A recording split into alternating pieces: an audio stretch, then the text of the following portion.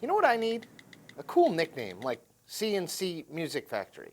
No, that's not cool. Alexandria Ocasio-Cortez has been a member of Congress for less than a month. At this time last year, no one outside of New York City, and even lots of people inside New York City, had literally never heard of her, which is what makes this fact all the more incredible. In a late January CNN poll, almost 6 in 10 Americans not only know her name, but also have an opinion about her. That opinion is slightly negative. 27% of people have a favorable view of the new New York Congresswoman, while 32% have a negative view. But that's not the real story. The real story is that a 29-year-old first-time candidate who was running as a Democratic socialist against the man many saw as a future Speaker of the House has rapidly become one of the most recognizable faces in the Democratic Party nationally. Now think about these numbers. 41% of people say they either have never heard of AOC or don't know enough about her to have an opinion. In that same CNN poll, 28% of people said they either hadn't heard of Mitch McConnell or didn't know enough about him to offer an opinion. Mitch McConnell is the freaking Senate Majority Leader. He has been in the Senate since 1984. If you turn on cable TV for an hour on any day of the week, you should do that, by the way, you have a decent chance of either seeing or hearing, or both, McConnell.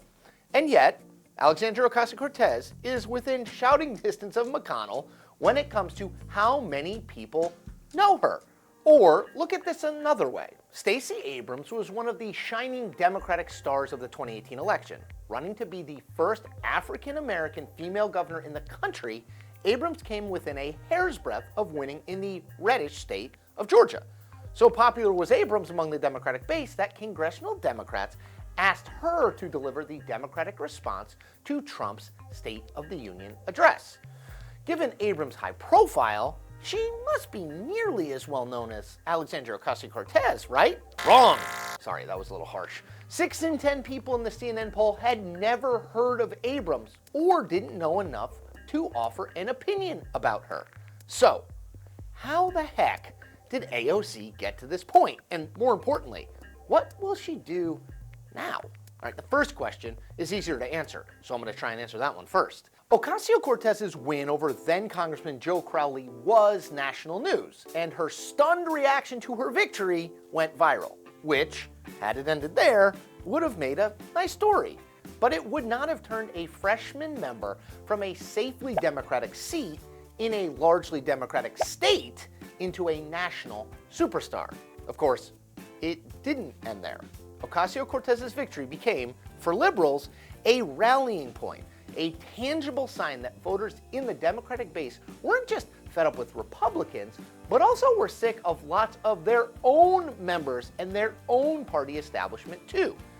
Crowley was a symbol of the status quo and compromise-driven politics. AOC was new blood, using confrontation as political strategy and saying exactly what she thought, no matter the supposed political consequences.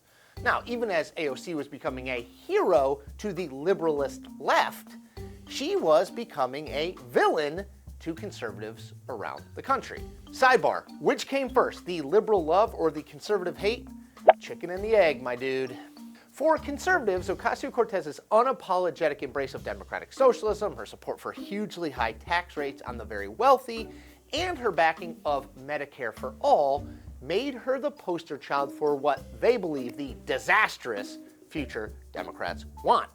Now, that Ocasio-Cortez is, in her 20s, is a Latina, and maintains a hugely active social media presence, all serve to further fuel the fires on the left and the right about her. And yet, here we are, a 29-year-old freshman member of Congress known by 60% of the total population, with very strong views held about her on both sides of the political aisle.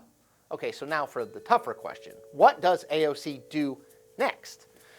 It's actually easier to answer what she probably won't do next. She's very, very unlikely to moderate her views or worry too much about the fact that she has become the latest Republican boogie woman.